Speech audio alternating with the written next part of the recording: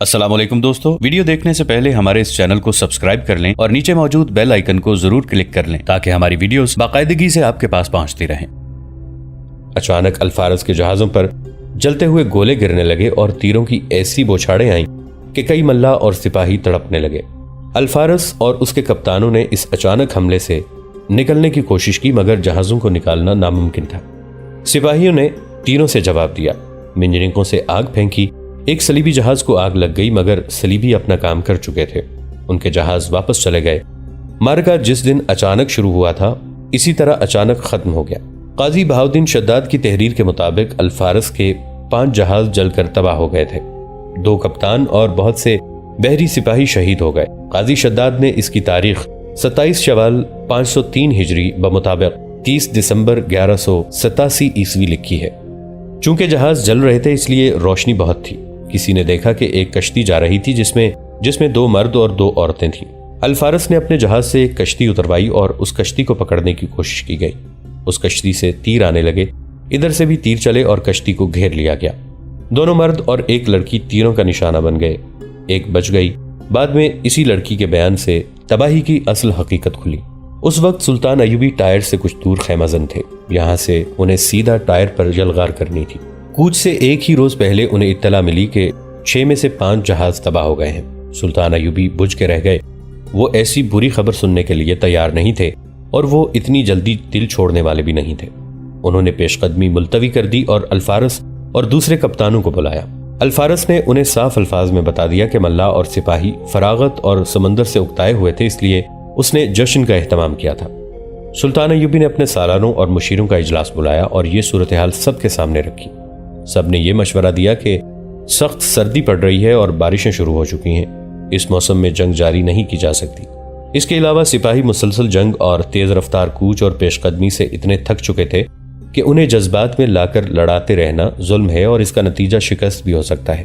انہوں نے بحری بیڑے کی تباہی کی مثال دے کر کہا کہ اتنا طویل عرصہ سپاہیوں کو گھروں سے دور رکھنے کے اثرات ایسے ہی ہوتے ہیں، کہیں ایسا نہ ہو کہ بیت المقدس کی عظیم فتح ہمارے لیے کوئی اور حادثہ بن جائے۔ سلطان ایوبی ڈکٹیٹر نہیں تھے، انہوں نے یہ مشورہ منظور کر لیا اور حکم دیا کہ مفتوحہ علاقوں سے جو عارضی فوج بنائی گئی تھی وہ توڑ دی جائے اور ان لوگوں کو کچھ رقم دے کر گھروں کو بھیج دیا جائے۔ صلیبی جنگ عروج کو پہنچ گئی تھی۔ بیت المقدس کی فتح نے سارے یورپ کو زلزلے کے بڑے ہی شدید جھٹکے کی طرح جھنجھوڑ ڈالا تھا۔ سلطان صلاح الدین ایوبی نے اپنی زندگی کا مشن پورا کر دیا تھا، لیکن بیت المقدس صلیبیوں کے قبضے سے چھڑا لینا ہی کافی نہیں تھا۔ اس مقدس شہر کا دفاع مستحکم کرنا تھا جو صرف شہر کی دیواریں مضبوط کر لینے تک محدود نہیں تھا۔ بیت المقدس کو صلیبیوں سے بچائے رکھنے کے لیے ضروری تھا کہ ارد گرد دور دور کے علاقے پر قبضہ کر لیا جائے اور ساحل کو بھی اپنی تحویل میں رکھا جائے۔ بہت سے اہم مقامات پر سلطان ایوبی نے پہلے قبضہ کر لیا تھا، باقی جو رہ گئے تھے ان پر سلطان ایوبی کی فوج حملے کرتی اور قابض ہوتی چلی جا رہی تھی۔ مفتوحہ مقامات سے عیسائی آبادی بھاگتی چلی جا رہی تھی۔ جن مقامات پر عیسائیوں کا قبضہ تھا وہاں انہوں نے مسلمانوں کا جینا حرام کر رکھا تھا۔ ان کے لیے مسلمانوں کا قتل عام روزمرہ کا معمول اور مذہبی فریضہ تھا۔ اس کے برعکس سلطان صلاح الدین ایوبی نے جو جگہ فتح کی وہاں کے عیسائی باشندوں کو اپنی فوج کی حفاظت میں نکال دیتے تھے، سوائے جنگی قیدیوں یعنی صلیبی فوجیوں کے۔ ارض فلسطین کی اب یہ کیفیت تھی کہ سلطان ایوبی ہر ایک دستے کو خواہ وہ ان کے ہیڈ کوارٹر سے کتنی ہی دور کیوں نہ تھا، رابطے اور اپنے احکام کا پابند کیے ہوئے تھا۔ چھاپا مار جیش عقابوں اور چیتوں کی طرح پہاڑیوں، جنگلوں اور صحراؤں میں گھومتے پھرتے رہتے تھے۔ جہاں انہیں صلیبی فوج کا کوئی دستہ یا رسد کا قافلہ نظر آتا وہ اس پر ٹوٹ پڑتے، شبخون مارتے اور انہیں ہلاک، زخمی اور تتر بتر کر کے ان کے گھوڑے، اسلحہ اور رسد اٹھا لاتے۔ ان چھاپا ماروں نے جو شبخون مارے وہ ہماری تاریخ کی ولولہ انگیز، ایمان افروز اور مافوق الفطرت جیسی داستانیں ہیں۔ ہر ایک کا بیان شروع ہو جائے تو یہ داستان بڑی لمبی مدت تک ختم نہ ہو۔ یہ ارض فلسطین کے پاسبان تھے جو اکیلے 2 4 کی ٹولیوں میں کئی 100 نفری کے دستوں اور دشمن کے دستوں پر شبخون مارتے اور شب کی تاریکی میں گم یا اپنے خون میں ڈوب جاتے تھے۔ انہوں نے دشمن سے رسد چھین کر اپنی فوجوں کو دی اور خود دشمن کی تلاش میں بھوکے بھٹکتے رہے، لڑتے اور کٹتے رہے، اپنی لگائی ہوئی آگ میں زندہ جلتے رہے۔ انہیں کفن نصیب نہ ہوئے، کسی نے ان کی نماز جنازہ نہ پڑھی، وہ کسی قبر میں دفن نہ ہوئے۔ وہ قہر تھے جو دشمن پر ٹوٹتے رہے۔ ان کے بھروسے سلطان ایوبی بیت المقدس کی فتح کے بعد پورے فلسطین میں شیر کی طرح دندناتے، دھاڑتے اور گرجتے رہے۔ سلطان ایوبی کی ان گوریلا اور کمانڈو چھاپا مار پارٹیوں کے متعلق مشہور و معروف یورپی مورخ لین پول لکھتا ہے، یہ بے دین یعنی مسلمان ہمارے نائٹوں کی طرح وزنی زرہ بکر نہیں پہنتے تھے، لیکن ہمارے زرہ پوش نائٹوں کو ناخن چنے چبوا دیتے تھے۔ ان پر حملہ کیا جاتا تو بھاگتے نہیں تھے، ان کے گھوڑے ساری دنیا میں تیز رفتار مانے گئے۔ وہ جب دیکھتے تھے کہ ہم ان کے تعاقب سے ہٹ گئے ہیں تو وہ پھر واپس آ جاتے۔ ان مسلمان چھاپا ماروں کی حالت ان کبھی نہ تھکنے والی مکھیوں جیسی تھی جنہیں اڑاؤ تو ایک لمحے کے لیے اڑ کر پھر تمہارے اوپر بیٹھ جاتی ہیں۔ اگر انہیں ہر وقت دور رکھنے کی کوشش کرتے رہو تو وہ دور رہتے تھے، جو ہی یہ کوشش ترک کر دی جاتی وہ شبخون مار جاتے۔ وہ پہاڑی علاقے کی طوفانی بارش کی طرح چھوٹی چھوٹی پارٹیوں میں آتے اور صلیبی فوج کی ترتیب توڑ کر غائب ہو جاتے۔ ہمارے نائٹوں کو وہ قدم قدم پر پریشان کرتے اور ہماری فوج کی پیش قدمی کو سست کیے رکھتے تھے۔ یہ خطہ جو آج اسرائیل کہلاتا ہے، سلطان ایوبی کے دور میں ارض مقدس تھا، جسے صلیبیوں سے پاک کرنے کے لیے اللہ کے ایک ایک سپاہی نے وہاں اپنے خون کا نذرانہ دیا۔ سلطان ایوبی نے بعض بستیاں تباہ و برباد کر دی تھیں، بعض دفعہ یوں لگتا تھا جیسے ان کے دل میں رحم کا ایک ذرہ بھی نہیں رہا، لیکن انہوں نے رحم دلی کے مظاہرے ایسے کیے کہ صلیبی مورخوں نے بھی انہیں خراج تحسین پیش کیا۔ ان سے رحم کی بھیک مانگنے کے لیے صلیبیوں کی ایک ملکہ بھی آئی اور ایک غریب صلیبی عورت بھی۔ صلیبی ملکہ کا نام سبیلا تھا، وہ مشہور صلیبی حکمران ریمانڈ کی بیوی تھی۔ جنگ حطین کے وقت وہ قلعے کی ملکہ تھی۔ ہم آپ کو پچھلی اقساط میں بتا چکے ہیں کہ ریمانڈ جنگ حطین کے میدان سے بھاگ گیا اور اس کی بیوی نے تبریہ کا قلعہ سلطان ایوبی کے حوالے کر دیا تھا اور سلطان ایوبی نے اسے قید نہیں کیا تھا۔ اسی جنگ میں سلطان ایوبی نے بیت المقدس کے حکمران گایا فلوزنیان کو جنگی قیدی بنا لیا تھا۔ بیت المقدس کی فتح کے بعد جب سلطان ایوبی اکرا کے مقام پر خیمہ زن تھے، انہیں اطلاع ملی کہ ملکہ سبیلا انہیں ملنے آ رہی ہے۔ سلطان ایوبی نے اسے آنے سے نہ روکا بلکہ آگے بڑھ کر اس کا استقبال کیا۔ صلاح الدین ملکہ سبیلا جو شکست کھا چکنے کے بعد بھی ملکہ ہی کہلانا پسند کرتی تھی، کیونکہ اپنے خامند کے قتل کے بعد وہ تریپولی کی حکمران تھی، بولی، آپ کو معلوم ہے کہ کتنے ہزار یا کتنے لاکھ عیسائی گھروں سے بے گھر ہو گئے ہیں؟ ان پر یہ ظلم آپ کے حکم سے ہوا ہے، اور جن بے گناہ مسلمانوں کا آپ نے قتل عام کرایا اور کرایا جا رہا ہے، وہ کس کے حکم سے کرایا جا رہا ہے؟ سلطان ایوبی نے اس کا جواب سنے بغیر کہا، اگر میں خون کا بدلہ خون سے لوں تو ایک بھی عیسائی زندہ نہ رہے۔ آپ کیوں آئی ہیں؟ یہی شکایت مجھ تک پہنچانے؟ نہیں، ملکہ سبیلا نے جواب دیا، میں ایک درخواست لے کے آئی ہوں۔ گایا فلوزنیان آپ کے پاس جنگی قیدی ہے، میں اسے رہا کرانے آئی ہوں۔ میں آپ سے یہ نہیں پوچھوں گا کہ آپ اسے کیوں رہا کرانا چاہتی ہیں۔ سلطان ایوبی نے کہا، میں یہ ضرور پوچھوں گا کہ کس شرط پر میں اسے رہا کروں؟ اگر آپ کا بیٹا یا بھائی قید ہو جائے تو کیا آپ اسے رہا کرانے کی کوشش نہیں کریں گے؟ ملکہ سبیلا نے پوچھا، میرے وہ کماندار، عہدیدار اور سپاہی جو آپ کے جنگی قیدی ہیں، وہ سب میرے بیٹے اور میرے بھائی ہیں۔ سلطان ایوبی نے کہا، اگر میں خود قید ہو گیا تو میں بھی آپ سے رہائی کی بھیک نہیں مانگوں گا۔ میرا کوئی بیٹا، میرا کوئی بھائی میری رہائی کے لیے آپ کے پاس نہیں جائے گا۔ صلاح الدین، ملکہ سبیلا نے کہا، آپ خود بادشاہ ہیں، کیا آپ محسوس نہیں کرتے کہ ایک بادشاہ کا قید میں پڑے رہنا اس کی کتنی توہین ہے؟ وہ یروشلم اور گرد و نواح کے دور دور کے علاقے کا حکمران تھا۔ یروشلم نہیں، بیت المقدس، سلطان صلاح الدین ایوبی نے کہا۔ گائے اس خطے کا غاصب تھا، کسی غاصب کو ہم بادشاہ نہیں کہا کرتے۔ اگر آپ یہ کہتی کہ وہ اسلام کا خاتمہ کر کے یہاں صلیب کی حکمرانی قائم کرنے آیا تھا تو میں آپ کی بھی اور اس کی بھی قدر کرتا۔ میں ہر اس انسان کی قدر دل و جان سے کرتا ہوں جو اپنے مذہب اور عقیدے کا قدردان ہو، اس کا مذہب چاہے بے بنیاد اور جھوٹے عقیدوں کا مجموعہ کیوں نہ ہو۔ میں نہ اپنے آپ کو بادشاہ سمجھتا ہوں، نہ کسی کی بادشاہی کو تسلیم کرتا ہوں۔ بادشاہی صرف اللہ کی ذات کی ہے اور ہم اس کی بادشاہی کے محافظ ہیں۔ ہم اللہ کے سپاہی ہیں، ہم بھی خدا کی حکمرانی کے لیے کوشاں ہیں۔ ملکہ سبیلا نے کہا، اگر آپ اس خدا کی قائل ہوتی جس کا میں قائل ہوں تو آپ ایک بادشاہ کی رہائی کی بجائے یہ درخواست لے کر آتی کہ اس بادشاہ کے سپاہیوں کو رہا کرو۔ سلطان نے کہا، آپ کو اس سے انکار نہیں ہونا چاہیے کہ یہ خطہ ہمارا ہے یا آپ کا نہیں۔ یہاں صلیبی امن پسند باشندوں کی طرح رہ سکتے ہیں، بادشاہ بن کر نہیں۔ اپنے صلیبی دوستوں کو بتا دیں کہ انسانوں کی قتل و غارت سے باز آ جاؤ اور یہاں سے نکل جاؤ۔ آپ کا ہر حربہ ناکام ہو چکا ہے۔ آپ نے اپنی معصوم بیٹیوں کو گناہوں کی تربیت دی اور ان کی عصمتیں داؤ پر لگائیں۔ آپ نے ہمارے مذہبی پیشواؤں کے بحروپ میں اپنے تخریب کار بھیج کر میری قوم کے عقیدوں کو مجروح کرنے کی کوشش کی۔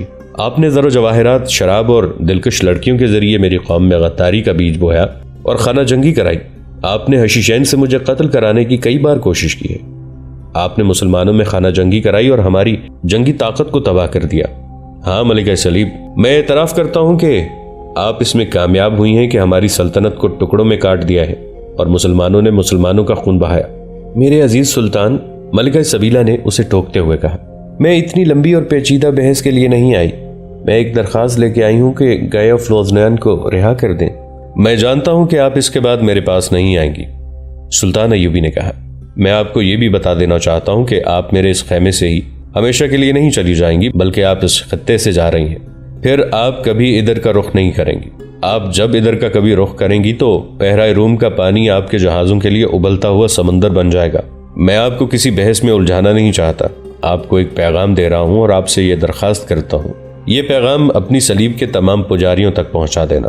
کہاں ہے آپ کی صلیب الصلبوت جس پر آپ سب حلف اٹھا کر آئے تھے کہ سرزمین عرب کو تہہ تیغ کریں گے، مسجد اقصی اور خانہ کعبہ کو مسمار کر کے اپنی عبادت گاہیں بنائیں گے؟ وہ صلیب میرے قبضے میں ہے اور آپ کے عزائم میرے رحم و کرم پر ہیں۔ آپ جسے یروشلم کہتے ہیں وہ پھر بیت المقدس ہے اور ہمیشہ بیت المقدس رہے گا۔ آپ کی فوج بہتر اور زیادہ ہے، ملکہ سبیلہ نے کہا۔ ہماری فوج کی قیادت ناقص ہے۔ حقیقت سے چشم پوشی نہ کرو ملکہ، سلطان ایوبی نے کہا۔ اپنے آپ کو دھوکہ نہ دو، خود فریبی شکست کی علامت ہوتی ہے۔ میری فوج کبھی بھی صلیب کی فوج سے زیادہ نہیں ہوئی، کبھی بہتر بھی نہیں ہوئی۔ میری فوج کو کبھی ذرا نصیب نہیں ہوئی۔ میرے سالاروں کو ایسی حسین لڑکیاں کبھی نہیں ملیں جو آپ کے سالاروں کے خیموں میں رہتی ہیں۔ میری فوج کا اسلحہ آپ سے بہتر نہیں۔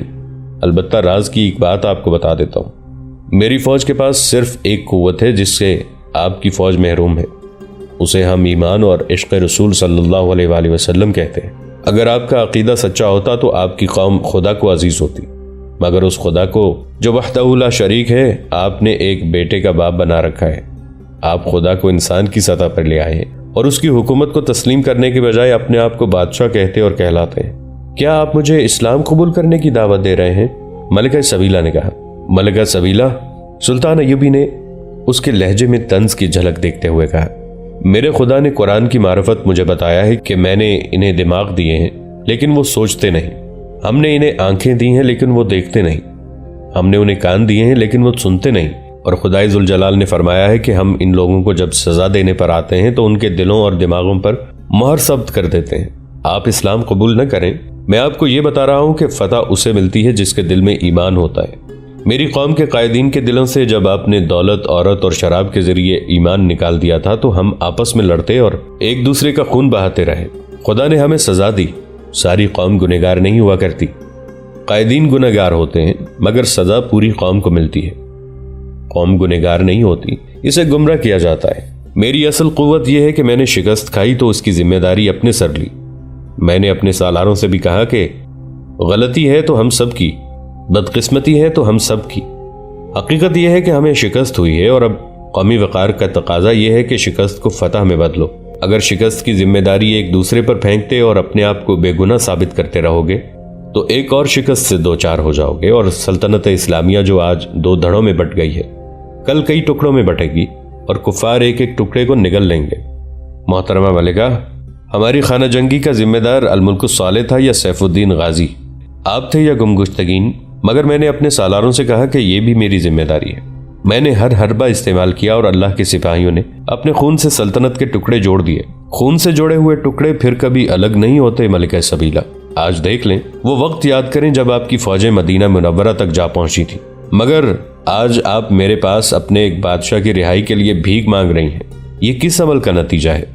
صرف اس عمل کا کہ اللہ کی ذات نے مجھ پر جو فرض عائد کیا تھا وہ میں نے جان کی بازی لگا کر ادا کیا اور اللہ نے مجھے انعام سے نوازا۔ ملکہ سبیلہ سلطان ایوبی کی باتیں انہماک سے سن رہی تھی، لیکن اس کے ہونٹوں پر جن میں جوانی، کشش اور حسن ابھی قائم تھا، طنزیہ سی مسکراہٹ تھی۔ میں آپ کو اسلام قبول کرنے کی دعوت نہیں دے رہا، سلطان ایوبی نے کہا۔ آپ کی مسکراہٹ بتا رہی ہے کہ میرے خیمے سے نکل کر آپ میری باتوں کو ذہن سے اس طرح پھینک دیں گی جس طرح آپ کی فوج نے حطین اور بیت المقدس میں ہتھیار پھینکے تھے۔ میں آپ کو یہ باتیں صرف اس لیے سنا رہا ہوں کہ یہ میرے خدا اور میرے رسول صلی اللہ علیہ وآلہ وسلم کا حکم ہے کہ جن کی آنکھوں پر پٹی بندھی ہوئی ہے ان کی پٹی کھول دو اور انہیں دکھاؤ کہ حق کیا ہے اور باطل کیا۔ غور کرو ملکہ محترمہ، آپ کے خامد نے حسن بن صباح کے فدائیوں سے مجھے قتل کرانے کے لیے 4 قاتلانہ حملے کرائے۔ ایک بار میں گہری نیند سویا ہوا تھا جب انہوں نے مجھ پر حملہ کیا، لیکن ہوا کیا؟ وہ خود قتل ہو گئے۔ ایک بار میں اکیلا ان کے گھیرے میں آ گیا، لیکن میں بچ گیا اور وہ مارے گئے۔ اور اب آپ اس حقیقت سے کس طرح انکار کر سکتی ہیں کہ آپ کا خامند جو مجھے فدائیوں سے قتل کرانے کی کوشش کرتا رہا، انہی کے ہاتھوں خود قتل ہوا، اسے کوئی نہ بچا سکا۔ غور سے سنو ملکہ، حطین کے میدان سے آپ کا خامند لڑے بغیر بھاگ گیا۔ آپ نے لڑے بغیر تبریہ کا قلعہ میرے حوالے کر دیا۔